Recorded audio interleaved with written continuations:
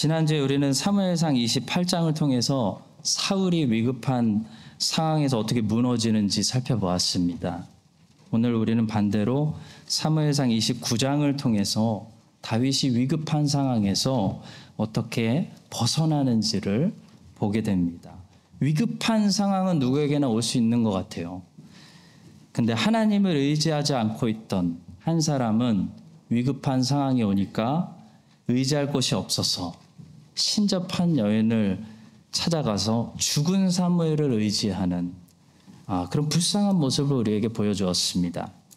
또 다른 사람은 하나님을 의지하고 있었기 때문에 위급한 상황이 왔지만 그 위급한 상황에서 아주 기적처럼 벗어나는 그런 모습을 보게 됩니다. 성도 여러분, 하나님을 의지한다고 인생의 위급한 상황들을 우리가 면제받는 것은 아닙니다. 그런데 하나님을 의지하면 위급한 상황에서 피할 길을 찾을 수가 있는 것입니다. 오늘 29장을 통해서 이렇게 위급한 상황에서도 살아남는, 벗어나는 다윗을, 새처럼 벗어나는 다윗을 보면서 우리가 꼭 배워야 되는 몇 가지 메시지를 묵상하도록 하겠습니다. 먼저 다윗이 어쩌다가 이런 난처한 상황에 빠지게 되었는지부터 짚고 넘어가야 하겠습니다. 첫 번째 주시는 메시지는 고난을 피하지 말고 죄를 피해야 된다라는 말씀입니다. 다윗이 지금 처한 난처한 상황을 좀 살펴보겠습니다. 사울을 피해서 블레셋으로 망명해서 아기스 왕을 그동안 잘 섬기고 있었는데요. 그때 하필 이스라엘하고 블레셋하고 대전쟁이 터져버렸습니다. 하필 그때. 그래서 다윗은 모른 체 할 수도 없고요. 전쟁에 안 나갈 수도 없고, 그렇다고 나가서 자기 민족과 싸울 수도 없고 매우 난처한 상황에 빠지게 되었습니다. 사무엘상 29장 같이 난처한 상황도 성경에 별로 없는 것 같습니다. 여러분들도 사무엘상 29장 같은 난처한 상황에 빠져보신 적 있으신가요? 저는 아직 없는 것 같습니다. 분명한 것은요, 다윗은 사울 다음에 이스라엘의 왕이 될 사람이기 때문에 이스라엘 사람들을 죽이고 그들의 피를 흘려서는 안 된다는 것은 분명합니다. 그것은 분명히 다윗에게 죄가 됩니다. 그것은 하나님 앞에 명백한 죄입니다. 자, 그런데 지금까지 자기를 믿어주고 갈 데 없을 때 받아주고 지켜준 이 야기스 왕의 목숨 걸고 전쟁 나가는데 모른 채 하고 가만히 있을 수가 없다는 거죠. 저는 안 가겠습니다. 제 일 아닙니다. 할 수가 없는 그런 곤란한 상황을 다윗이 지금 맞이하게 되었다는 것입니다. 여러분, 이 상황을 다윗이 왜 맞이하게 되었는지, 어쩌다가 맞이하게 되었는지를 우리는 먼저 분석해야 됩니다. 다윗이 어쩌다가 이런 곤란한 상황에 빠졌을까요? 이 모든 것이 일찍이 갓 선지자를 통해서 하신 하나님의 말씀, 유다 땅으로 돌아가라. 내가 너에게 이스라엘 왕으로 기름 부었고 내가 너를 왕으로 세울 때까지 너는 유다 땅에 머물러라. 이 말씀을 다윗이 어겼기 때문에 다윗은 지금 이런 난처한 상황에 빠지게 되었다는 것입니다. 여러분, 하나님의 말씀은 우리를 난처한 상황에 빠지도록 인도하시지 않습니다. 하나님의 말씀은 우리를 이렇게 죄 지을 수밖에 없는 상황으로 절대로 인도하시지 않는다는 것이죠. 하나님 말씀이 고난이 있는 곳으로 우리를 자주 인도할 수는 있습니다. 그러나 하나님 말씀은 절대로 피를 흘려야 되고 죄를 져야 되는 이런 죄 지을 수밖에 없는 환경으로 우리를 인도하시지 않는다는 것입니다. 다윗처럼 지금 전쟁을 안 할 수가 없는, 자기 동족의 피를 흘려야 되는 그런 죄 지을 수밖에 없는 상황이 혹시 와 계시다면 한 가지 분명한 것은요, 거기는 하나님이 우리를 인도한 곳이 아니라는 것입니다. 거기는 말씀이 우리에게 거하라고 주신 유다 땅이 아니고 우리가 우리 생각대로 목숨 부지하기 위해서 아마도 찾아온 블레셋 땅일 가능성이 높다는 것이죠. 성도 여러분, 하나님 말씀에 순종하고 살면 고난을 피할 수 없는 상황에 자주 놓이게 될 것입니다. 그러나 하나님 말씀에 불순종하고 살면 죄를 피할 수 없는 상황에 놓이게 된다는 것입니다. 고난을 피할 수 없는 상황과 죄를 피할 수 없는 상황에서 우리는 고난을 피할 수 없는 상황을 선택해야지, 이 고난이 불편해서, 고난이 두려워서 도망가다가 죄를 지을 수밖에 없는 상황에 도착하면 안 된다는 것입니다. 이것은 다윗이 잘못한 거죠.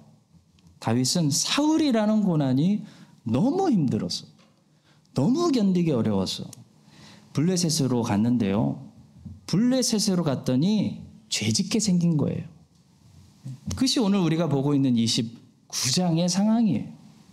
성도 여러분, 고난을 피하려다가 다윗은 죄를 짓지 않을 수 없는 상황에 도착한 겁니다. 그만큼 고난을 견디기가 어렵다는 말이겠죠. 근데 고난을 인내하기 싫다고 관둬버리고 떠나버리면요, 고난을 떠나버리면요, 그때부터 우리는 평안이 우리를 기다리고 있는 것이 아니고 뭐가 기다리고 있을까요? 그때부터는 죄가 기다리고 있는 것입니다. 고난을 피하면 평안이 아니라 죄를 만나게 되는 것입니다. 그래서 고난을 견뎌야 됩니다. 적어도 하나님 말씀 순종하면서 고난을 견딜 때는 죽을 것 같지만, 고통스럽지만 죄와 싸워서 이기고 있는 중이라는 거죠. 아브라함도 그랬고 다윗도 그랬습니다. 모든 신자들이 그랬습니다.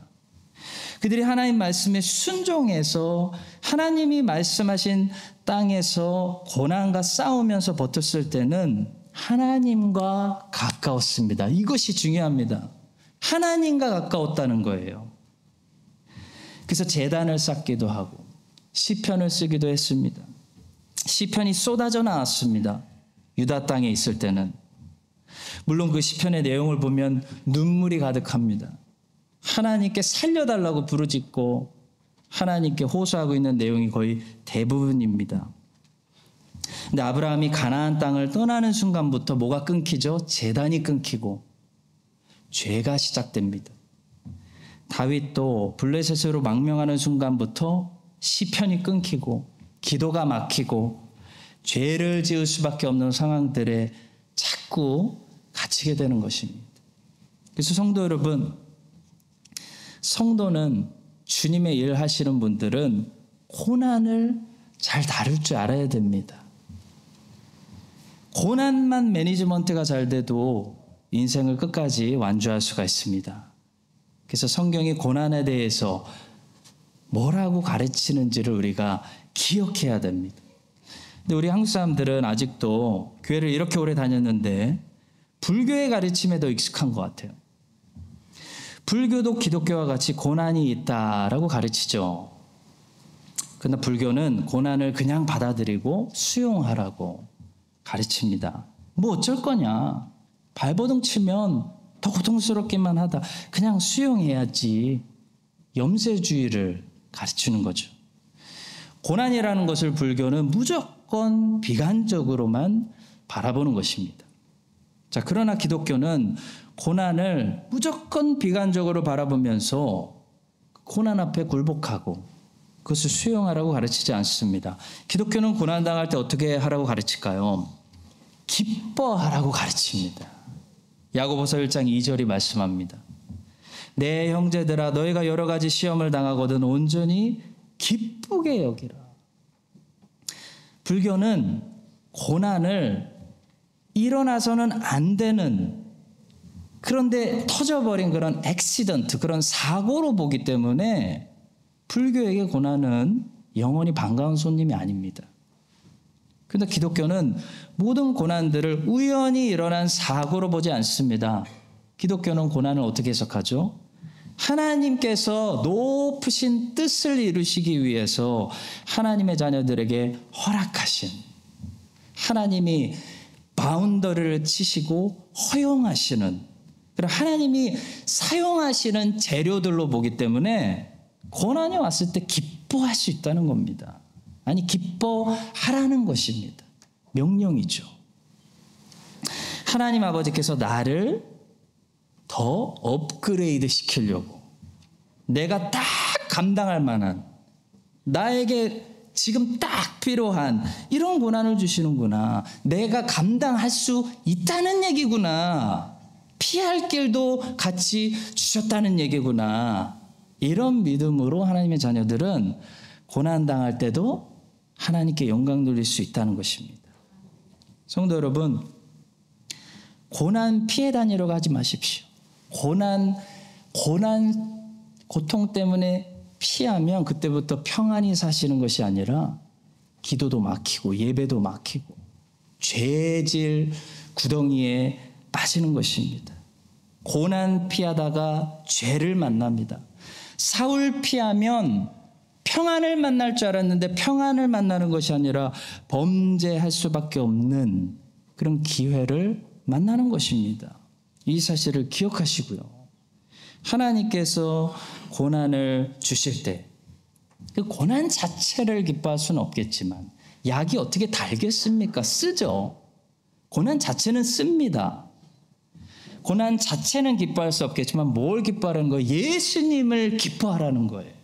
고난 중에서도 예수님을 기뻐해서 고난 중에 도리어 더 큰 영적인 기쁨을 누리고 믿음으로 고난 가운데서도 더욱더 하나님께 영광 돌리는 여러분과 저의 2023년도가 될 수 있기를 주님의 이름으로 간절히 축원합니다. 자, 두 번째로 하나님이 다윗에게 어떻게 피할 길을 주셨는지를 좀 봐야겠습니다.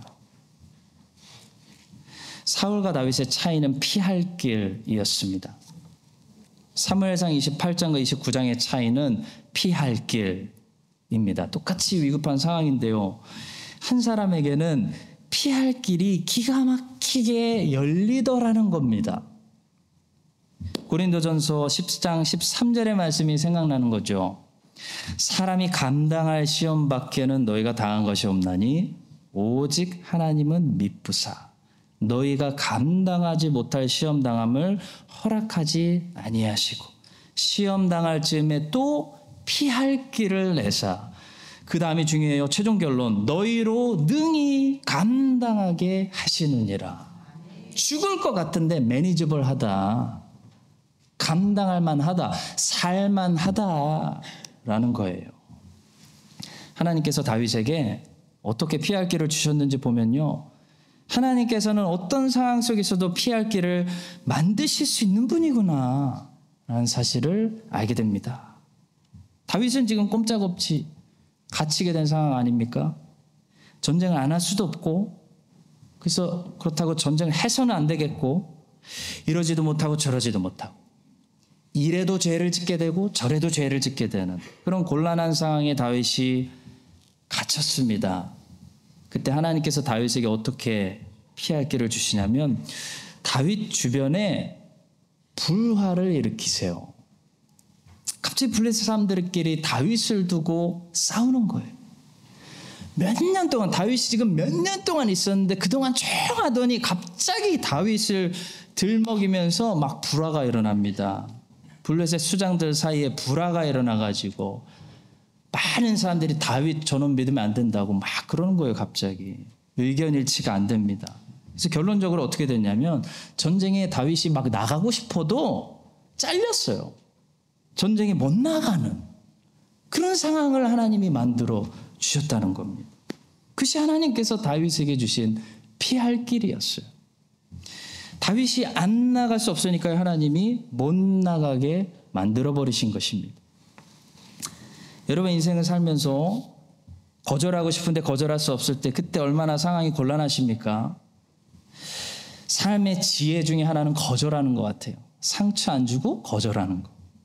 근데 하나님께서 정말 여러분들을 불쌍히 여기시고 여러분들이 그 가는 길이 정말 여러분들에게 유익이 없다고 판단하시면 일을 만드셔서 거절할 수밖에 없는 상황으로 이렇게 피할 길을 주실 수도 있는 것 같습니다. 저는 여러분들이 그런 신앙의 체험들을 정말 많이 하셨으면 좋겠습니다. 축복합니다. 다윗이 이때 겪었던 이런 하나님의 개입과 참견, 이런 하나님의 역사를 여러분들이 삶에서 많이 경험하셔서 와, 하나님이 나를 이렇게 보호하시네? 하나님 나를 지키시네? 안 갈 수 없는데 못 가게 하시네? 이런 것들을 경험하셨으면 좋겠어요. 전혀 생각지도 못한 불화가 앞에 일어나게 하시고 의견 충돌이 일어나게 하시고 이 다윗이 본문에서 겪은 것처럼 갑자기 그동안 잠잠하던 블레셋 사람들이 다시 다윗을 의심하기 시작했어요. 다시 다윗을 공격하기 시작했어요. 다윗 신뢰하면 안 된다고 막 궁지로 몰아가는 그런 상황을 통해서도 하나님은 피할 길을 만드신다는 겁니다. 여러분, 본문에서는 블레셋 사람들이 다윗을 의심하고 다윗을 신뢰하면 안 된다고, 이런 믿으면 안 된다고 그를 미워한 것이 결론적으로 다윗에게 피할 길이 된 것입니다. 만약에 블레셋 사람들이 다윗을 너무 신뢰해가지고 조금도 의심하지 않았어요. 전부 아기스 왕처럼 하는 거예요. 다윗을 지지하고 다윗을 선봉에 세웁시다. 그랬다고 생각해 보세요. 그 다윗은 꼼짝없이 선봉에 블레셋 수장으로 나가서 싸워야 되는 거예요. 오히려 본문에서는 다윗을 살려준 사람이 누굽니까? 다윗을 지지해주는 아기스 왕이 아니었어요. 다윗을 미워하고 다윗을 의심하고 다윗을 고발했던 사람들이 다윗을 살려준 꼴이 된 겁니다. 그들이 다윗을 불신해 주었기 때문에 다윗이 곤란한 상황에서 빠져나온 거예요. 여러분, 하나님은 우리를 좋아하고 우리를 지지하는 사람들만 사용하시는 분이 절대로 아니십니다. 여러분들이 하나님을 그렇게 알고 계시다면 하나님과 성경을 너무 모르시는 거예요. 모든 나라가 그분에게 속했어요. 모든 호흡이 그분이 주장하세요. 하나님은 악인들도 그래서 선하게 쓰셔서 여러분과 저를 보호하고 좋은 길로 인도하시는 줄로 믿습니다. 그러니까 우리를 못마땅하게 생각하고 우리를 잠잠하다가 또 우리를 지적하기 시작하고 우리에 대해서 자꾸 안 좋게 이야기하시는 분들도 어떻게 해야 돼요? 감사해야 돼요. 하나님께서 저분들도 선하게 쓰시려고 저기 놔두셨구나, 나를 인도하시는구나 라는 믿음이 있어야 돼요. 이게 신앙이에요.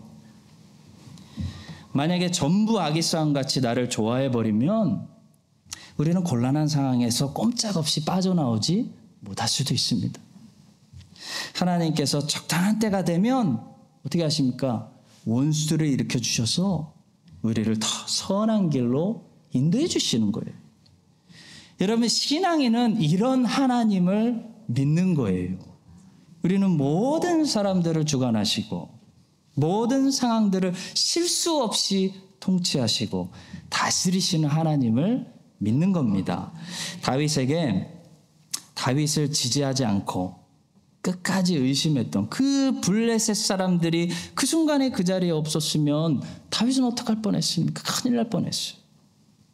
여러분, 마찬가지로 여러분들을 별로 좋아하지 않고 내가 이렇게 열심히 봉사하는데 별로 좋아하지 않고 인정하지 않고 그 사람이 거기 있는 선한 이유가 하나님께는 있다는 사실을 믿으시기 바랍니다. 그래서 직장에서나 사회에서나 여러분들을 지지하지 않고 안 좋게 이야기하는 쌀쌀맞게 차갑게 대하는 그분들 때문에 너무 신경 쓰고 힘들어하지 마세요. 그런 분들은 여러분들이 아무리 잘해도 계속 여러분들을 좋게 안 볼 겁니다. 다윗이 지금 몇 년째 블레셋 땅에 있는지 아십니까? 다윗이 수년 동안 블레셋 땅에서 정말 신뢰할 만한 모습을 다 보였어요. 더 잘할 수가 없어요. 그런데도 다윗을 안 좋게 보는 사람들은 끝까지 다윗을 안 좋게 봤다는 사실을 잊지 마시기 바랍니다. 그래서 대신 이렇게 기도해야 돼요. 호흡을 주장하신 하나님, 사람을 쓰시는 하나님, 모든 악한 재료도 협력하여 선을 이루시는 하나님, 저 원수들도 내 인생의 선한 도구로 선하게 쓰셔서 나를 보호하시고 인도하여 주시옵소서. 예, 여러분들 믿음으로 그렇게 기도하시는 여러분들의 신앙이 되시기를 예수 그리스도의 이름으로 간절히 축원합니다. 마지막 세 번째로, 본문에서 우리가 절대로 그냥 지나칠 수 없는 다윗에 관한 한 가지 사실이 있습니다. 바로 다윗은 아기스 왕에게 엄청난 신뢰를 얻는 그런 사람이 되었다는 놀라운 사실입니다. 본문에서 우리는 아기스 왕이 다윗을 얼마나 좋아하고 있었는지를 놓칠 수가 없습니다. 본문을 읽으면 생각하지 않을 수가 없습니다. 6절 말씀만 다시 보겠습니다. 아기스가 다윗을 불러 그에게 이르되 여호와께서 살아계심을 두고 맹세하노니 네가 정직하여 내게 온 날부터 오늘까지 내게 악이 있음을 보지 못하였으니 나와 함께 진중에 출입하는 것이 내 생각에는 좋으나 수령들이 너를 좋아하지 않는다 라고 말합니다. 성도 여러분, 우리는 불신자들과 신앙을 공유하지 못할 수는 있습니다. 안타깝게도 끝까지 그들과 우리가 가진 신앙을 공유하지 못할 수는 있어요. 그러나 그런 사실이 우리로 하여금 그들에게 존경받지도 못할 것이다 라는 것을 말하는 것은 아니라는 거예요. 신앙은 하나님의 은혜죠. 하나님이 주시는 주권적인 선물입니다. 그래서 우리가 모든 사람들과 공유할 수 있는 것은 아니에요. 그렇지만 우리는 다른 종교인들에게도 무엇은 받을 수가 있죠? 존경은, 신뢰는 받을 수 있다는 것입니다. 아니, 받아야 한다는 거예요. 절에 다니는 스님은, 크리스찬의 신앙은 영원히 인정하지 못할 수도 있지만 그 크리스찬은 스님이 보시기에도 인정할 만한, 신뢰할 만한 사람이 될 수 있다는 것입니다. 다윗이 지금 본문에서 그런 거예요. 블레셋의 아기스 왕은 다윗의 신앙을 공유하지는 못했지만 다윗을 너무나 인정하고 있습니다. 다윗의 정직함, 다윗의 그 부지런함, 다윗의 그 진심, 그것이 너무나 감동적이었고 이 아기스 왕이 다윗을 좋아하게 만들었고 다윗을 신뢰하도록 만들었습니다. 다니엘도 그랬다는 거 잘 아시죠? 요셉도 그랬죠. 그들은 모두 그들 주변에 있는 사람들과 애굽 사람들과 바벨론 사람들과 히브리 신앙을 공유하지는 못했습니다. 그렇지만 그들은 모두 애굽 사람들에게, 바벨론 사람들에게, 페르시아 사람들에게 칭찬받고 인정받고 신뢰받는, 와, 다니엘 저 사람 멋진 사람, 그런 사람들이었다는 것이죠. 성도 여러분, 우리는 신앙을 공유하지 못하면 믿지 않는 사람들이 나를 어떻게 생각하든지 그것은 더 이상 별로 중요한 문제가 아니다라고 생각하는 그런 잘못된 생각을 가질 때가 많습니다. 그러나 절대로 그렇지 않습니다. 신앙과 상관없이 믿지 않는 사람들이 우리를 어떻게 생각하는지는 하나님의 명예가 걸려있는 더 중요한 문제입니다. 어떻게 보면은 내 구원보다 하나님의 명예, 하나님의 영광과 관련이 있기 때문에 더 중요한 문제라는 거예요. 주님께서는 우리들의 착한 행실을 믿지 않는 사람들에게 보임으로 저들이 우리가 믿는 하나님께 영광 돌릴 수 있도록 하라고 말씀하셨습니다. 마태복음 5장 16절이죠. 이같이 너희 빛을 사람 앞에 비추게 하여 저희로 너희 착한 행실을 보고 하늘에 계신 너희 아버지께 영광을 돌리게 하라. 여기서 우리의 착한 행실을 보고 하나님 아버지께 영광을 돌리게 하는 사람이 개종하지 않을 수는 있습니다. 끝까지. 이 사람들 어떤 사람들이에요? 우리의 착한 행실을 보고 우리 하나님께 영광을 돌리는 거예요. 니네 하나님은 진짜구나. 개종하지 않았지만 하나님을 인정하는 그런 사람들의 이런 칭찬을 들어야 된다는 것입니다. 성도 여러분, 그래서 오늘은 믿지 않는 주변 사람들과 우리가 그동안 얼마나 전도하고 그동안 얼마나 우리의 신앙을 공유했냐고 묻지 않겠습니다. 그것은 당연한 거고요. 왜냐하면 오늘 본문의 말씀 우리에게 믿지 않는 사람들에게 얼마나 복음 전했냐고 묻기보다는 대신에 우리 모두에게 이런 질문을 던집니다. 너의 주변에 너를 보고 있는 믿지 않는 사람들에게 너는 너의 정직함으로 너의 행실로 얼마나 신뢰를 주었느냐. 너 얼마나 신뢰할 만한 사람이냐. 그들이 너를 얼마나 인정하느냐. 그들이 너를 얼마나 존경하고 있느냐. 아브라함이 사라가 죽어서 이 햇사람들로부터 그 사라를 장사 지낼 그 막벨라 굴을 사지 않습니까? 그 사라의 무덤을 구입하고 있는 창세기 23장을 다시 묵상하면서 저는 너무 부끄럽고 너무 충격을 먹었어요. 아브라함이 햇사람들과 신앙을 공유하지는 못했지만 아브라함이 모든 햇사람들로부터 엄청난 신뢰와 존경을 받고 있었다는 사실에 너무 부끄럽고 충격을 먹었습니다. 햇사람들이 판단하기에 아브라함 당신이 어떤 땅을 찍으면 감히 그것을 막을 사람이 없습니다 라고 말할 정도로 신뢰와 존경을 받고 있었다는 거예요. 한 구절만 보겠습니다. 창세기 23장 5절과 6절입니다. 헷족속이 아브라함에게 대답하여 이르되 내 주여 들으소서. 당신은 우리 가운데 있는 하나님이 세우신 지도자시니 우리 묘실 중에서 좋은 것을 택하여 당신의 죽은 자를 장사하소서. 우리 중에서 자기 묘실에 당신의 죽은 자 장사함을 감히 금할 자가 없으리이다. 이 아브라함이 가지고 있었던 파워였어요. 사랑하는 성도 여러분, 여러분과 저도 본문의 다윗처럼 또 아브라함처럼 우리가 세상에서 만나는 모든 믿지 않는 사람들과의 관계 속에서 그들이 다 복음을 받아들이고 그들이 다 우리의 신앙을 공유하는 사람들이 끝까지 되지는 못할지라도 적어도 우리가 그들에게 그리스도인으로서 받아야 되는 것은요, 인정받아야 됩니다. 너 참 괜찮은 사람이구나 정도를 넘어서서 참 멋진 사람, 참 멋있는 사람, 참 아름다운 사람, 참 정직한 사람, 이런 신뢰를 받고 또 더 나아가서 아브라함처럼 아버지 아브라함이요, 당신은 우리 중에서 하나님이 세우신 선지자입니다 라는 칭찬을 받을 정도 깊은, 나이가 들수록 깊은 존경까지 받게 되는, 그래서 하나님의 복음을 전도하는데 우리가 허물이 되고 방해가 되고 수건이 되는 것이 아니고 오히려 축복의 통로가 되는 여러분과 제가 될 수 있기를 예수님의 이름으로 간절히 축복합니다. 기도하겠습니다. 주님 감사합니다. 새로운 한 주 시작합니다.